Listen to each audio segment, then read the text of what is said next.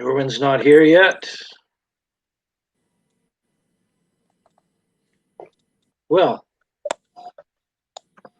I don't know if you can hear me, Kyle, but I'm just going to begin. I can hear you. Can you hear me?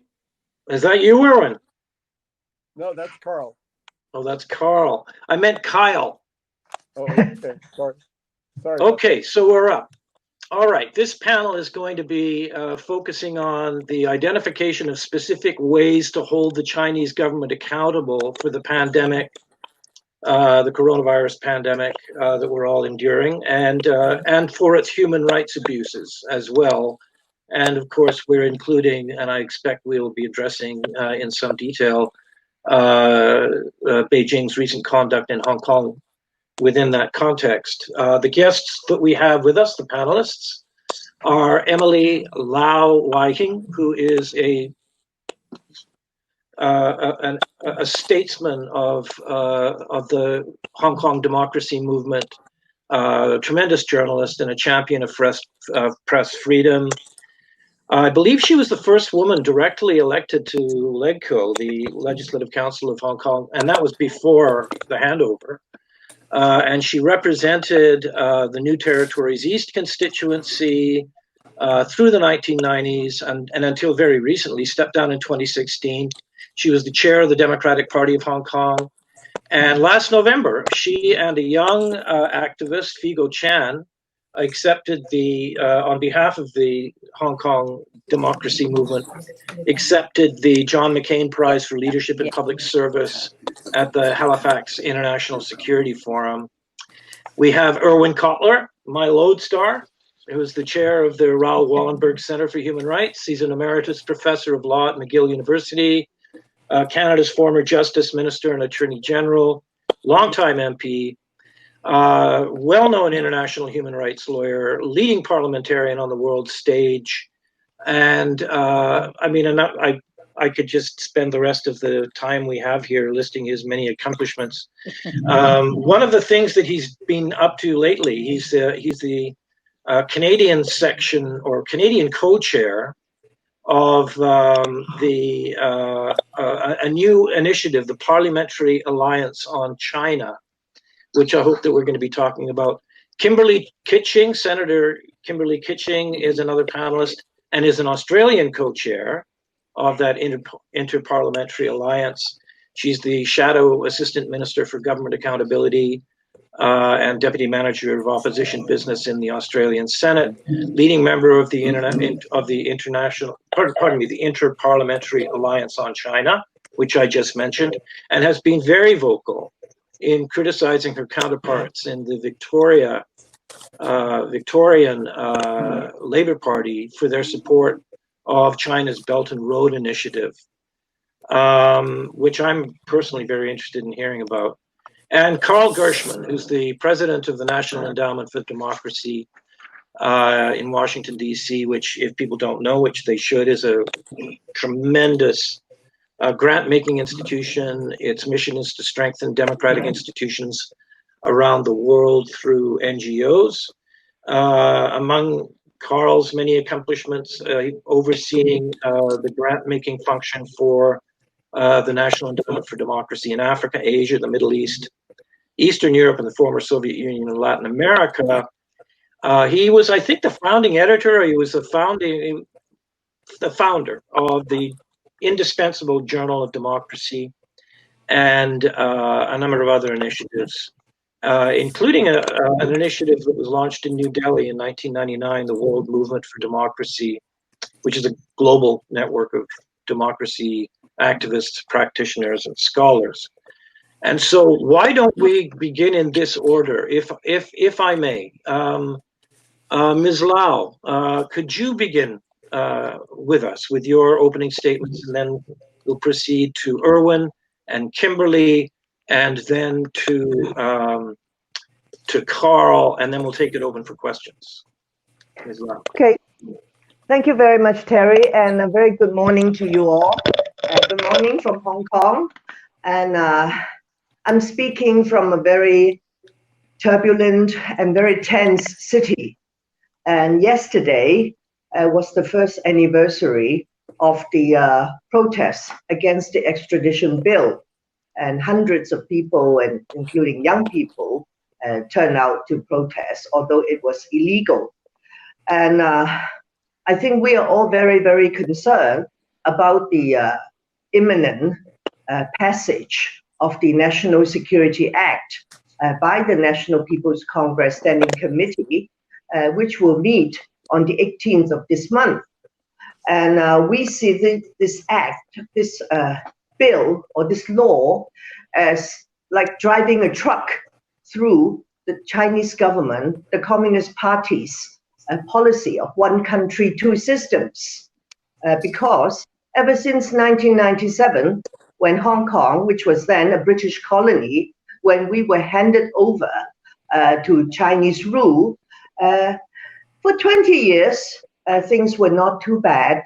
Although we did not have democracy, we enjoyed freedoms, rule of law, personal safety, more than people in some so-called democracies. But since President Xi Jinping came to power at the end of 2012, things started to go wrong because he was quite determined to crack down on his own people in mainland China and also in Hong Kong. And now I think Hong Kong is seen by the international community as in the forefront of this struggle against China, against the Communist Party.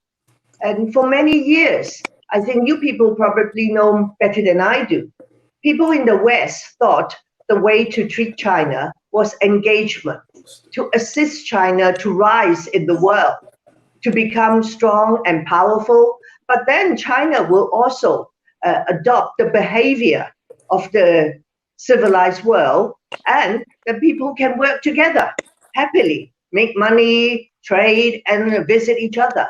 But that, of course, is not the case. And of course, China will not adopt democracy. In fact, President Xi Jinping's gone the other way round.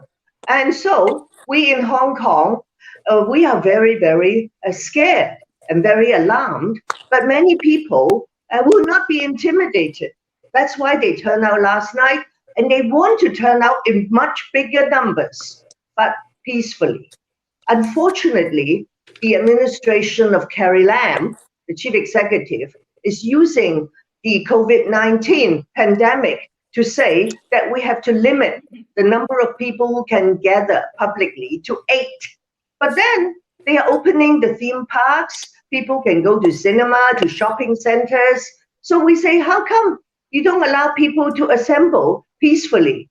So I want to use this opportunity to tell our friends in the international community that Hong Kong is struggling very hard to keep our freedoms, our personal safety, and the rule of law. Under the national security law, there is one offense about interference from foreign forces and countries. I don't know whether this discussion with my friends in the international community will be allowed after this law is passed by the National People's Congress Standing Committee. But no matter what, we will stand firm. And Hong Kong is an international city. There are hundreds of thousands of people, foreigners living here. 300,000 Canadians, 80,000 Britons, and Americans, French, Japanese, Australians, and so on.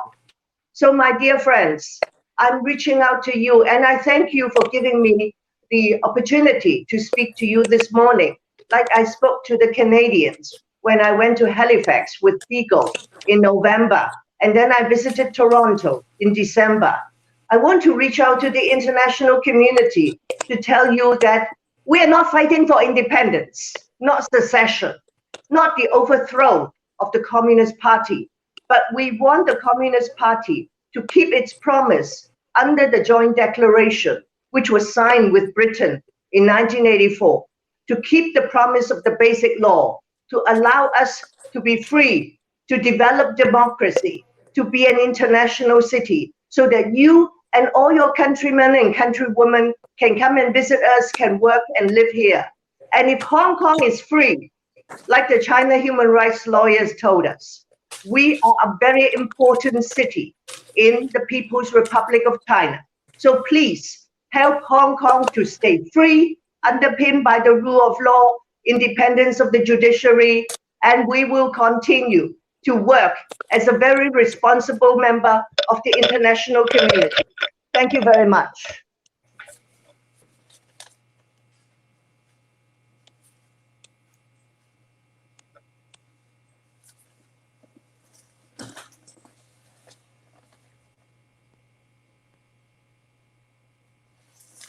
Sorry, my mic was muted. Is Irwin Cotler there? Can we turn? I'm here. Very good. It's up. You're up now.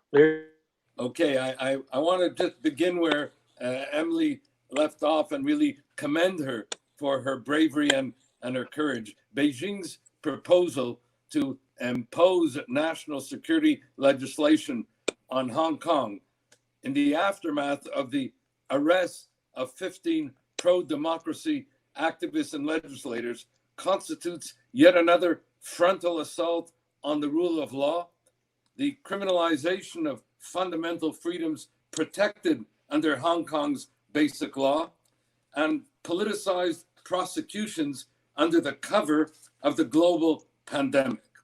It reminds us also of another assault on the rules-based international order, the CCP's cover-up of its complicity in the spread of the global pandemic, its suppression of information, its arrest and disappearances of doctors and dissidents, and its global disinformation cover-up campaign.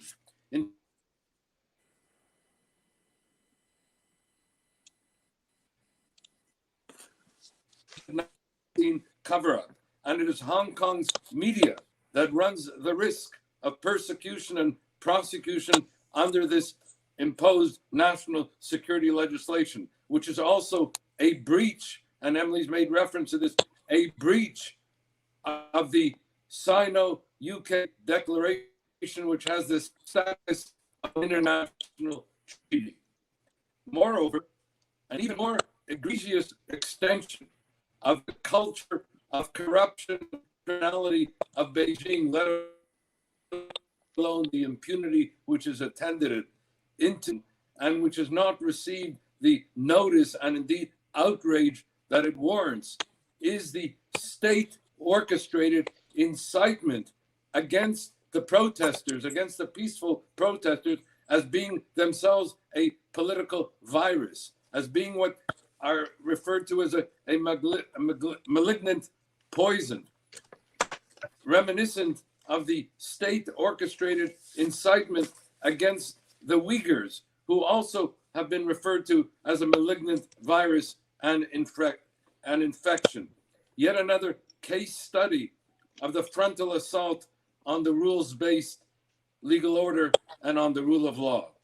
Indeed, the assault on the democracy movement in Hong Kong, the assault on the freedom and protection for the Uyghurs are but two of the looking glasses into the existential threats to freedom and democracy in Hong Kong and to safety and security and freedom for the Uyghurs.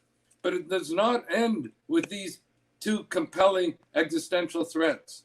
We have also, and reference has been made to it in this conference thus far, we have also the repression and displacement of the Tibetans. We have the ongoing persecution and prosecution of the Falun Gong. And we have also the menacing threats to Taiwan.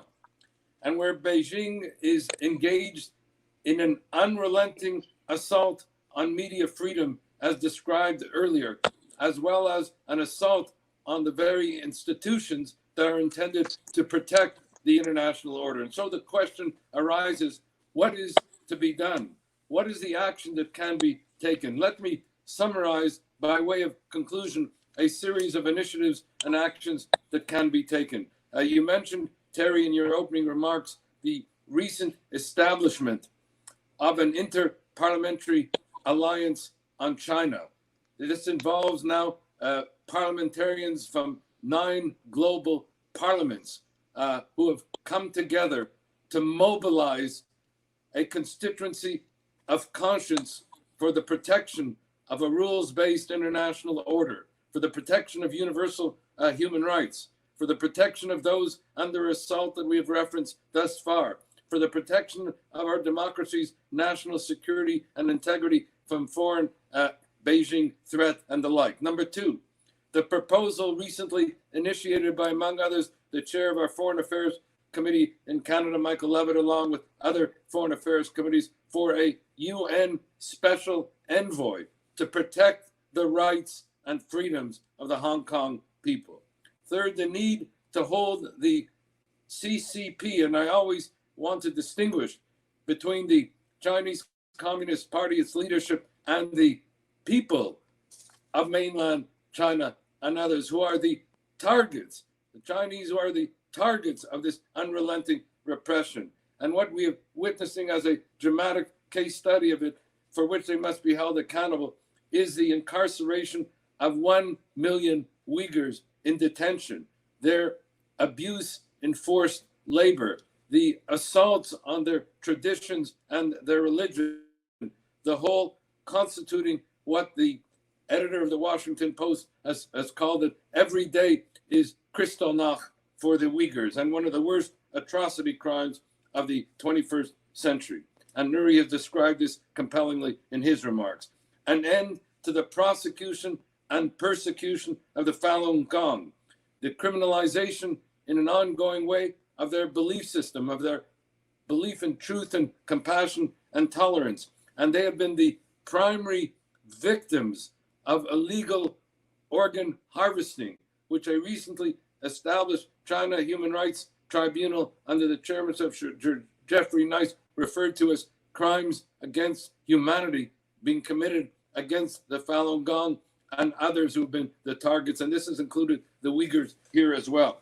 Number 5, an end to the displacement and dispossession and repression of Tibetans and the menacing of the Taiwanese.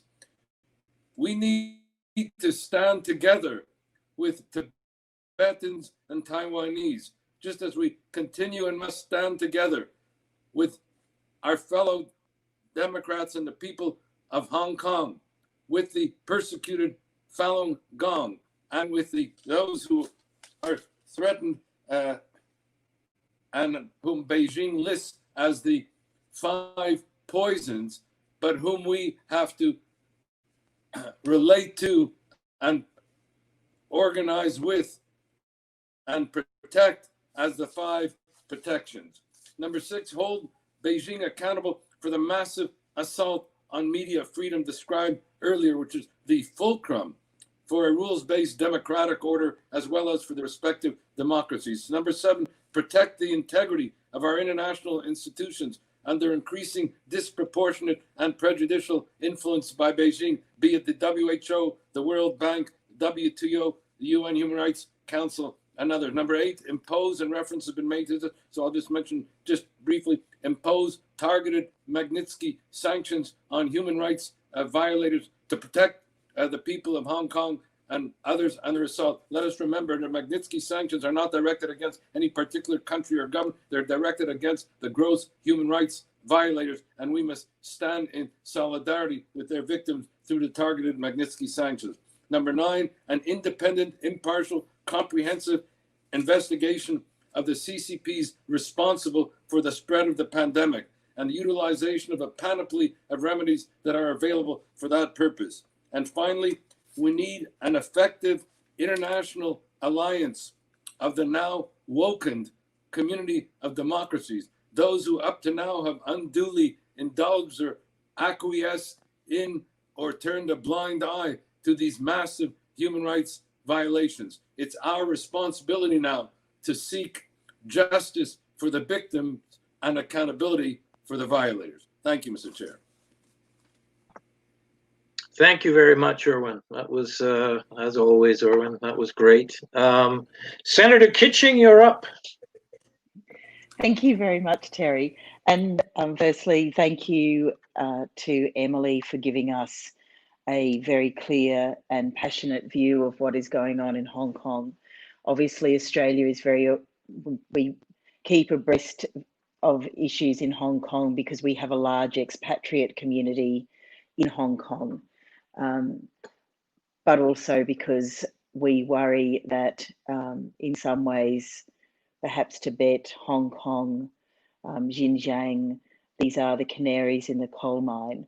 And we do worry and keep abreast of those issues. And in fact, the Australian Parliament is sitting at the moment, and I have just come from the Parliament's Joint Standing Committee on Foreign Affairs, Defence and Trade, where we were receiving a briefing, you'll be pleased to know, Terry, partly on the Victorian government, so a state government's signing of an MOU and an enhanced trade agreement under the BRI platform.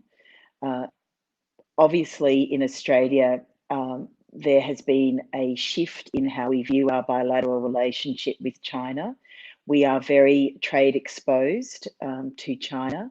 So there has been a great deal of interest. And I think even a year ago, if you walked down the street and asked someone, you know, what their view on China was or their view on the Chinese Communist Party, you would not have had, you know, maybe not everyone would have had a view, but now I think you could ask any person, you know, in Collins Street in Melbourne or Pitt Street in Sydney or regional centres of Australia, you could ask them what they think.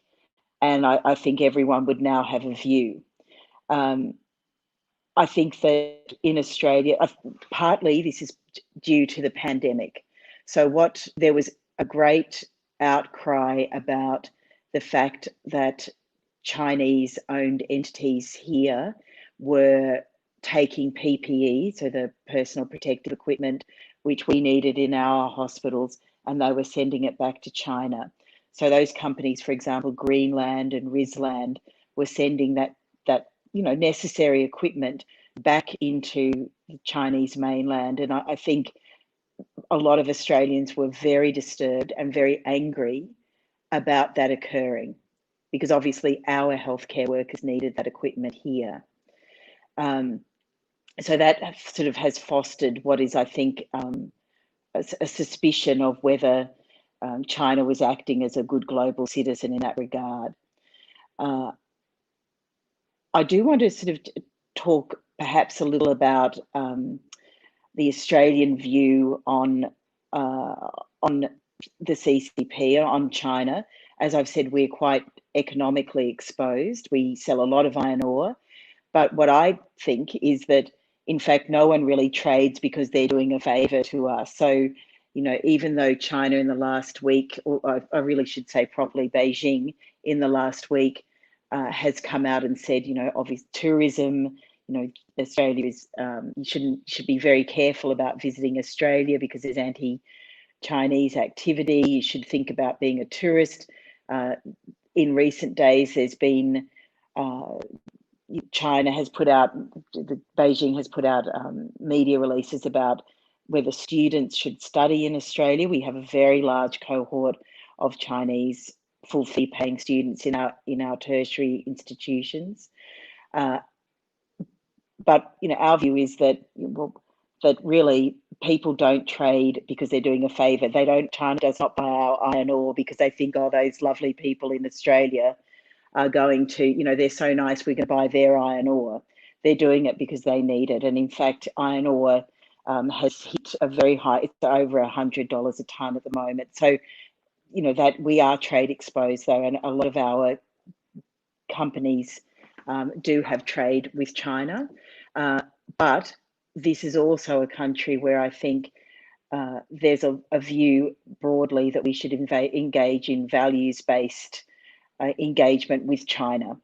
And I think that has to be front and foremost. And I think in the Australian Parliament, certainly, there has been a view and a movement. Those are just the division bells ringing, so just ignore those. But in Australia, there has been, I think, a deepening awareness, and in the Australian Parliament, certainly from an extradition treaty, which we rejected. So I was actually on the treaties committee. That committee rejected having an extradition treaty with China. A lot of that was across the board. So the then foreign minister was quite keen on that, but the backbench of the government and every party represented, so including the Greens political party, obviously the ALP, the Australian Labor Party, we banded together and said, no, we don't want an extradition treaty in a country where we would not, we don't recognise as having a rule of law that we would be comfortable extraditing people to.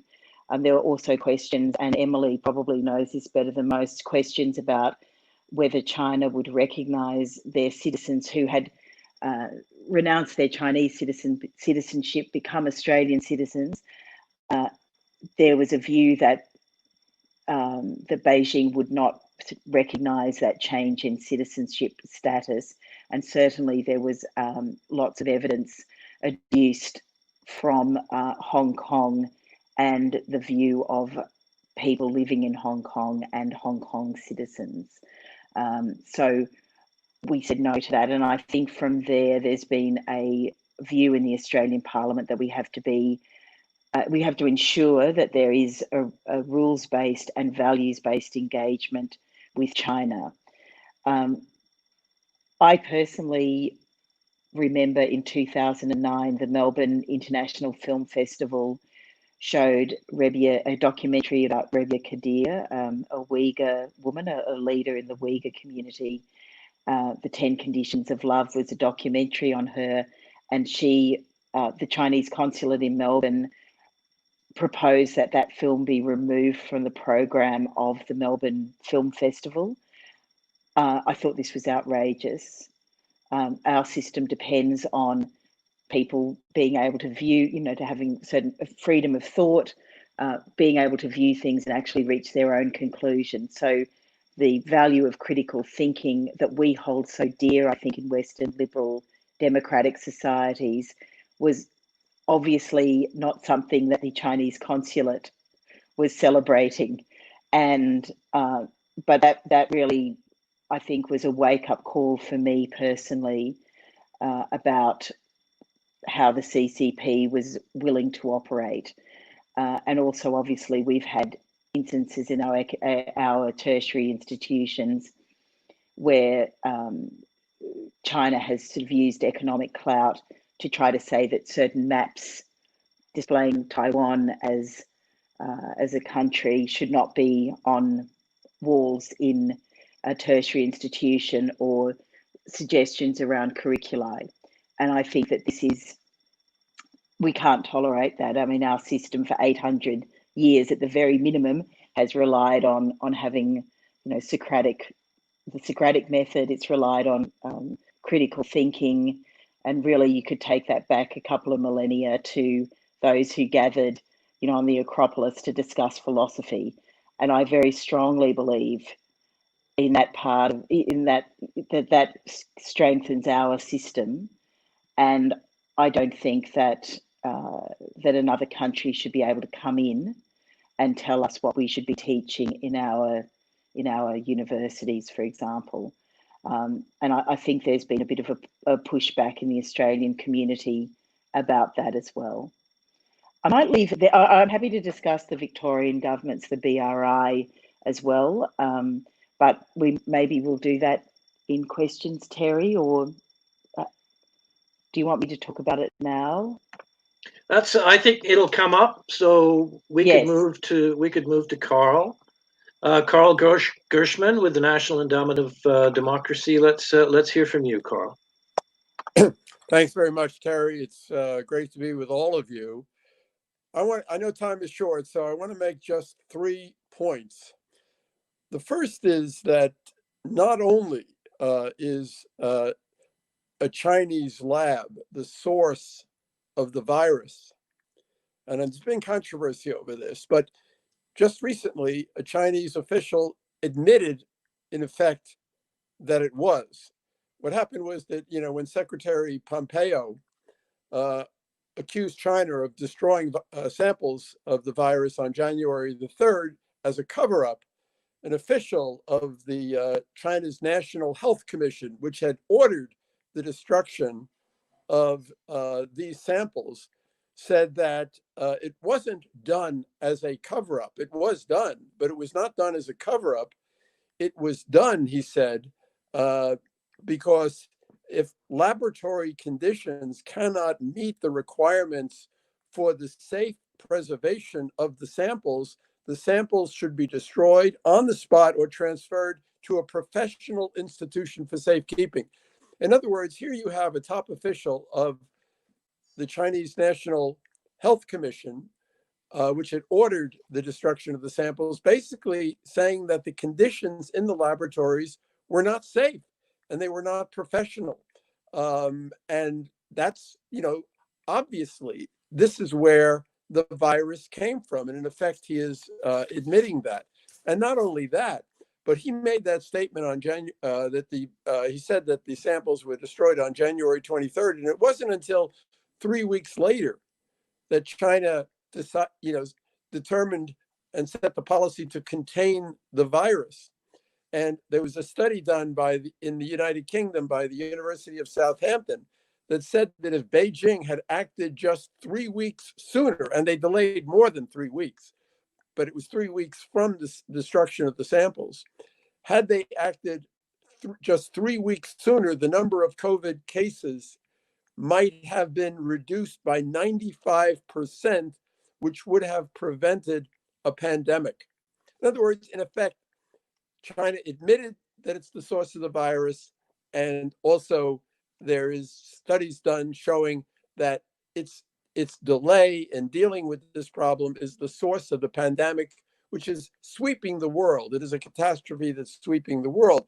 And my second point is that though China was clearly the source of this terrible international catastrophe, it has shown, not only has it shown no remorse with a willingness to cooperate with the international community to deal with the consequences of this terrible pandemic, but it has used the pandemic as a cover to engage in more aggressive international activity. And we've heard already from Emily Lau about what it has done in Hong Kong, arresting Martin Lee and 14 other leaders of the democracy movement, passing this National Security Act, which violates Article 22 of the Basic Law, prohibiting Beijing from interfering in the internal affairs of Hong Kong, which a coalition of 760 parliamentarians and public officials has termed a flagrant violation of the Sino-British Joint Declaration. And they did this because they thought that the United States and others were so preoccupied with this virus that they created, that gave them the freedom to behave in this kind of aggressive way. And they're also stepped up their aggression in the South China Sea, creating 2 new administrative districts in contested areas, named 80 geographical features there. And this is the first time they've done anything like this since 1983. And they sent warships off the waters of Vietnam and Malaysia. And they've also escalated the threats against Taiwan, dropping the term peaceful in describing the China's approach to resolving the differences with Taipei, which is a departure from nearly 30 years of precedent in China policy, all again under the cover of the world's preoccupation with this virus that China has created. And of course, it's also engaged in bullying with its aggressive wolf warrior diplomats, threatening a boycott of Australian beef and wine after Australia called for an independent international investigation of the origins of the virus. It's also threatened Sweden after Swedish Penn. The senator has just been talking about the way they interfere in the internal affairs of countries. Swedish Penn agreed to award its Freedom of Speech Prize to a Chinese-born Swedish citizen living in Hong Kong. And China said that they would suffer serious consequences for doing something like that. So instead of showing remorse and cooperating, they're behaving in a much, much more bullying and aggressive way than ever before, because they feel that the world is incapable of responding to them because of the virus. But my final point is that China, in my view, and the regime, I'm talking about the regime, not the country, not the people, the CCP, the regime in Beijing, they are deeply insecure because they suffer from what Columbia University scholar Andy Nathan has called a birth defect that it cannot cure, which is that its dictatorial system lacks legitimacy. And this is why Xi Jinping, at the very beginning of his reign in 2012, tasked the Communist Party to write the secret communique that has been leaked eventually, and it was called Document Number 9, which directed the party cadres to intensify the struggle against the core principles of liberal democracy, constitutional government, universal values, civil society, and free media. And they repeatedly refer to these principles as Western, but obviously the Taiwan is the fact that it is a democracy shows that these principles are perfectly compatible with Confucian culture and are therefore universal. And this, of course, is the same message that is conveyed today by the people of Hong Kong. We've just heard from Emily Lau about that. And 3 decades ago, by the people of China in Beijing's Tiananmen Square and in 400 other cities across the country. China fears these universal values and human rights, and therefore it wants to absorb Taiwan and is engaged in an effort to weaken and divide these values within the entire international system. And it wants to take over an integrated international order where the norms within that liberal international system, which we have known for some now, are replaced by China's preferred values of absolute state sovereignty and control. At the end, I just want to say that this places a special priority on renewing the defense of the values of freedom and human rights for all people. The battle that is now underway with Beijing and the CCP has many dimensions, some of them military, economic, and technological. But it's fundamentally a struggle over political ideas and values.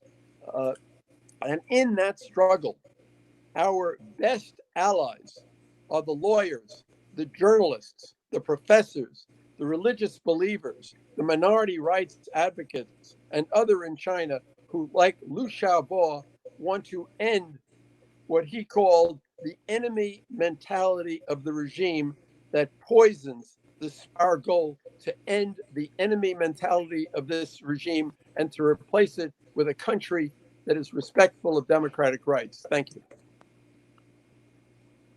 Thank you very much for that. There's a number of questions that are coming in. Most of them seem to be fairly, although they seem to be fairly straightforward in their interest in exactly what kind of policy prescriptions we might realistically fight for in the liberal democracies to appropriately respond to the CCP's tearing up, essentially, of the Sino-British Hong Kong Treaty, the conditions of the Uyghurs, the persecution of Falun Gong. How do we hold China accountable for its lack of transparency in the matter of the pandemic? Now, as a journalist for much of the last 3 months, I have been spending a heck of a lot of time trying to get at the question of the origin of this particular beta coronavirus that has us all hiding like mole people around the world right now. And I wouldn't say that that it's a slam dunk case against the Wuhan Institute of Virology. I would also say it's immaterial, because what we know is unimpeachable about China's, Beijing's delays, its obfuscations, its misleading statements, its denials that have led to this international crisis.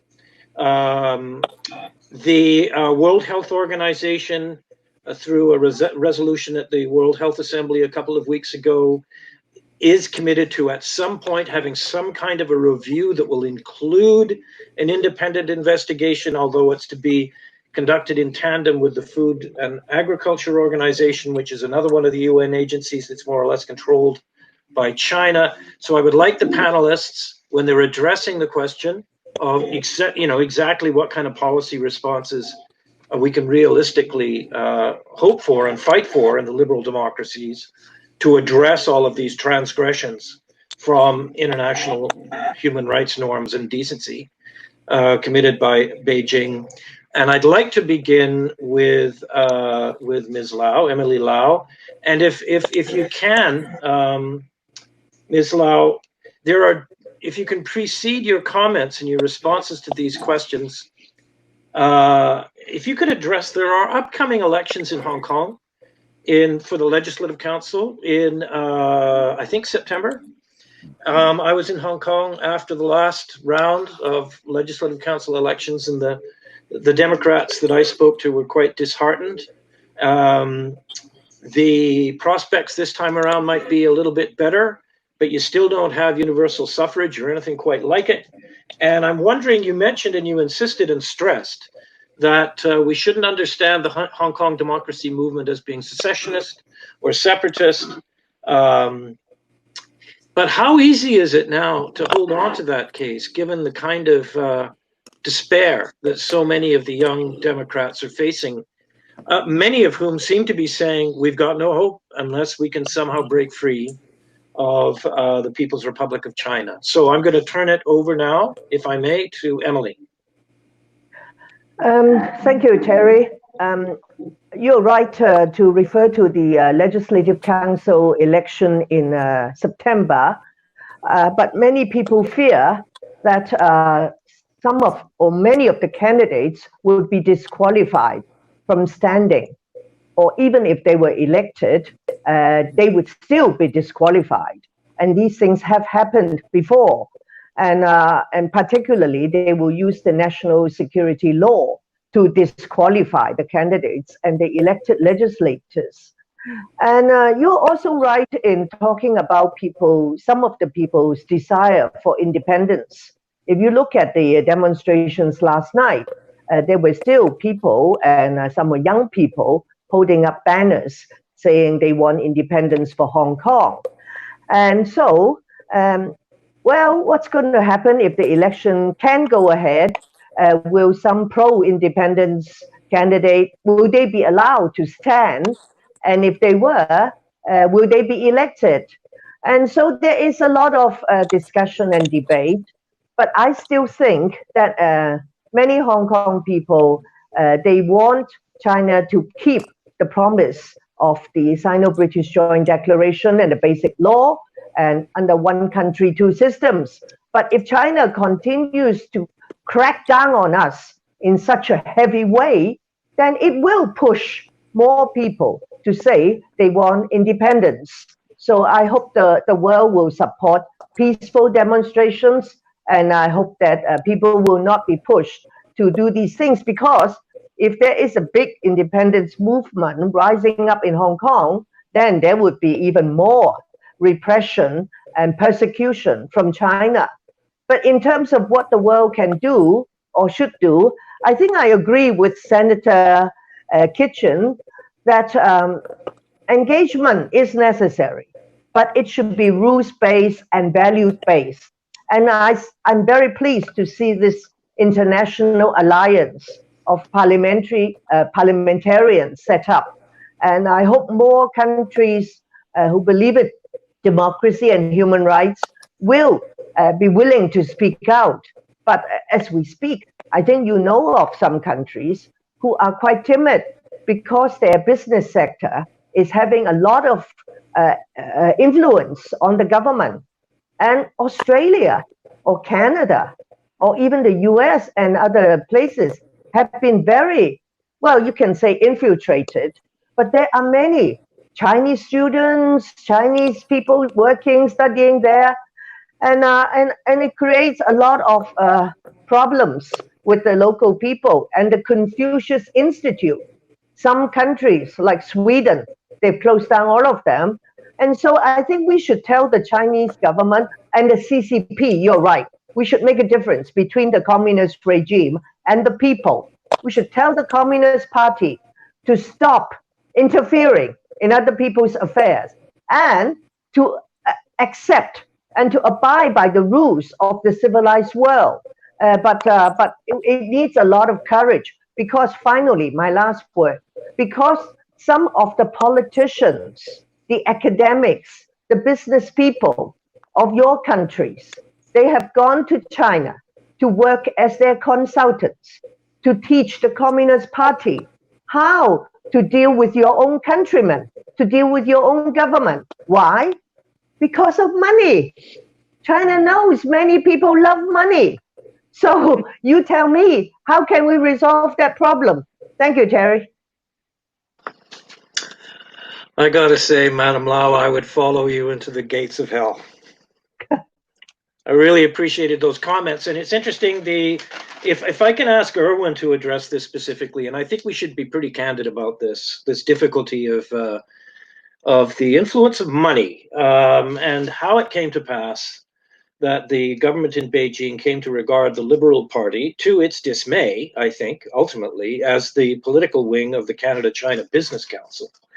But there has been, in just the last couple of days, the Australian Strategic Institute, the Australian Strategic Policy Institute, just published a paper about what Ms. Lau just eloquently described on the work of the United Front Work Department in various liberal democracies around the world, how they capture the business community, the political class, academics. It's written by Alex Josky. It's quite remarkable. So it's kind of a struggle on a number of fronts here. And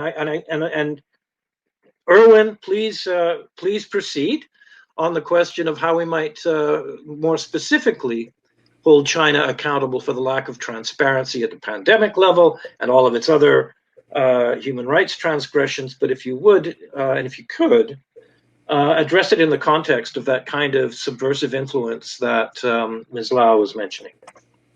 Well, I think that subversive influence was actually itself addressed a not too well report, but came out of the newly established National Committee on Security and Intelligence of Parliamentarians, which identified, Beijing's foreign threat and infiltration into Canada, whether it be the university culture, the parliamentary institutions, and the like. And reference was made to the International Alliance of Parliamentarians on China. Kimberly is a co-chair from Australia for that, and I'm one of the co-chairs from Canada. And this is the first alliance, and the first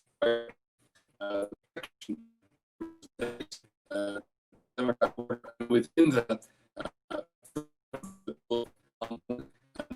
protecting against the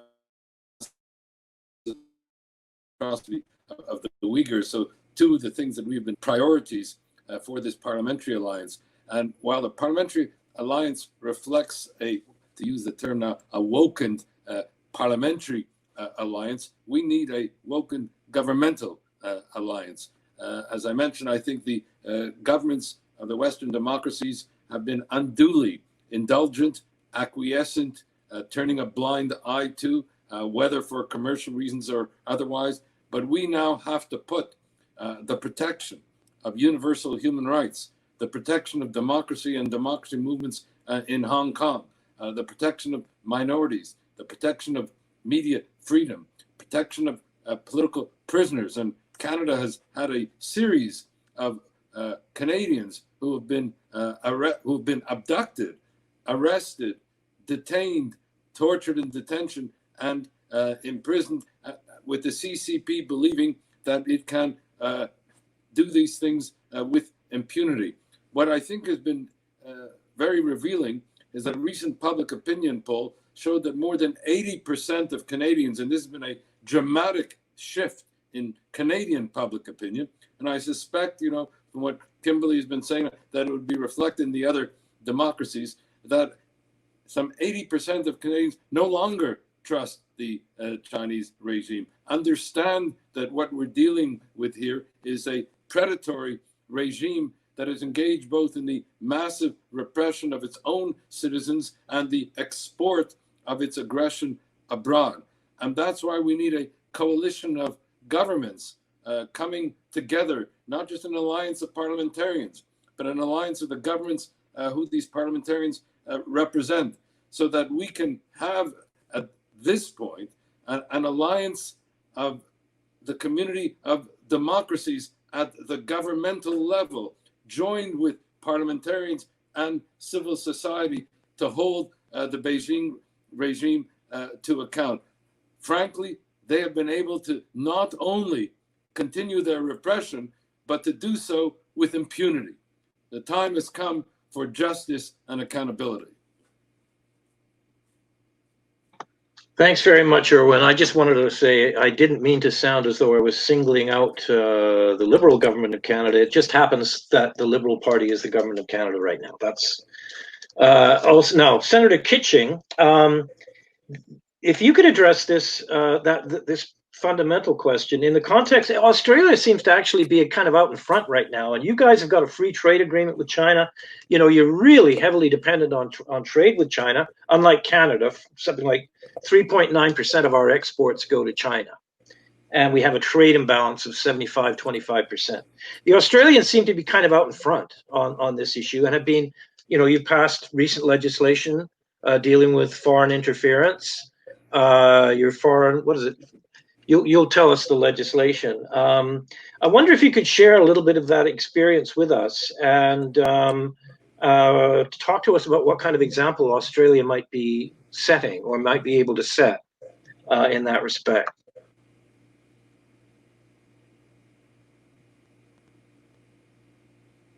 The Foreign Influence Transparency Scheme. So what this was a bipartisan, obviously brought by the Conservative government, the government of the day currently in Australia, but supported by the Labor opposition. And there was a view that we didn't want influence in our political system, obviously, and also in other institutions in Australia. We had seen, so for example, the Australian Parliament's email system has been subject to a number of cyber security breaches. It's been hacked. Now, while we don't really have a policy of attribution, it's well known that that there are very few people who could carry out, very few it has to be a state actor because of the sophisticated nature of the denial of service, so the cybersecurity breaches. And it's been reported that in 2011, China was in the Parliament, the Australian Parliament's systems for a couple of years. And then we've had more recent breaches as well of our parliamentary systems. Obviously, people here don't take very kindly to another country doing that. So I think this was part of the wake-up call. We also were aware from the French elections and the American elections that there had been, there'd been, well, attempts to influence on social media in those elections. So we took the step of having the Foreign Influence Transparency Scheme. That's run out of our Attorney General's department here in the Commonwealth. So I think that's been good. We've recently tightened up our foreign investment review panel that we have, the FIRB, the Foreign Investment Review Board, and national security. In fact, this has happened in the last week. National security has become a much stronger feature under which one can deny foreign investment. Now, this is a blind test across the board, but there was a lot of concern about the leasing for 99 years of the Port of Darwin to Landbridge, a Chinese company. And obviously, if there was ever to be a conflict scenario, the Port of Darwin would be obviously very important. It currently, in Darwin, we host a few thousand US Marine Corps personnel as well, and and more strength to their arm, Semper Fi. But that port is obviously critical infrastructure, and it was leased. So it was leased by the Northern Territory government. But now that would not be possible for a state government or a territory government here in Australia to enter into those arrangements. So I think there's a tightening on many levels and in many avenues here in Australia, partly because we're aware of it, because we are, there is a lot of trade, there is a lot of backwards and forwardsing. We have a lot of full fee paying students from China.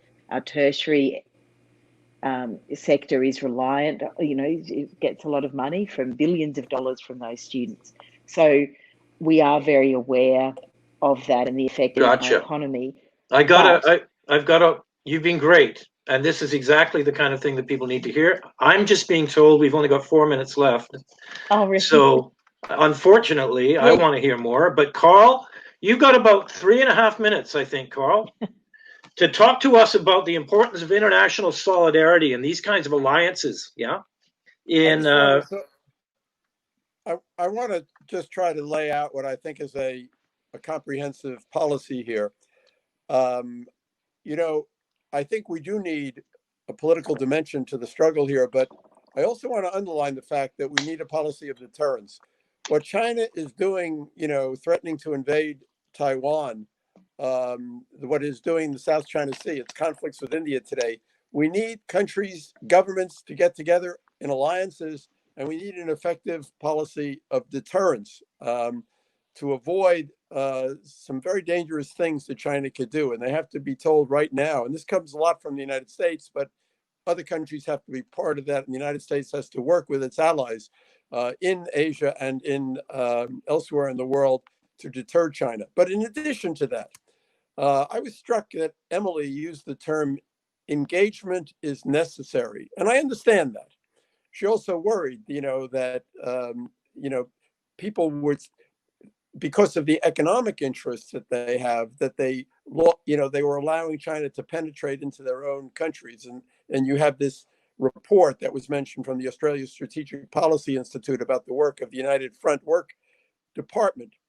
I think this reminds me of something that during the Cold War, when Kissinger had his policy of détente, and I'll use that for the moment as an equivalent of what Emily meant by engagement, because it's in the current world, it's hard not to engage with China.